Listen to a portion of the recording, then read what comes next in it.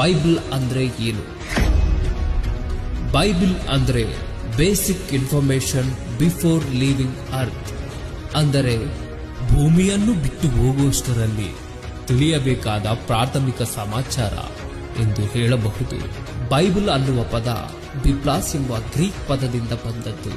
ಬಿಬ್ಲಾಸ್ ಅಂದರೆ ಪುಸ್ತಕ ಅಥವಾ ಪುಸ್ತಕಗಳ ಸಮುದಾಯವೆಂದರ್ಥ. ಬೈಬಲ್ನಲ್ಲಿ ಒಟ್ಟು 66 ಪುಸ್ತಕಗಳಿವೆ. ಅದರಲ್ಲಿ 2 ಒಡಂಬಡಿಕೆಗಳಿವೆ. ಮೊದಲನೆಯದು ಹಳೆಯ ಒಡಂಬಡಿಕೆ, 39 ಪುಸ್ತಕಗಳನ್ನೊಳಗೊಂಡಿದೆ.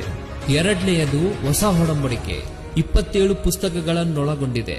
ಬೈಬಲ್ ಅನ್ನು ಸುಮಾರು 42 ಮಂದಿ ಭಕ್ತರು ಬೇರೆ ಬೇರೆ ಕಾಲದಲ್ಲಿ ಪರಿಶುದ್ಧಾತ್ಮನ ಪ್ರೇರಣೆಯಿಂದ ಆಸಿಯಾ, ಯುರೋಪ್, ಆಫ್ರಿಕಾ ಖಂಡಗಳಲ್ಲಿ ಬರೆದರು. ಬೈಬಲ್ ಅನ್ನು ಬರೆಯುವುದಕ್ಕೆ ಸುಮಾರು 1600 ವರ್ಷಗಳ ಕಾಲ ಹಿಡಿಯಿತು.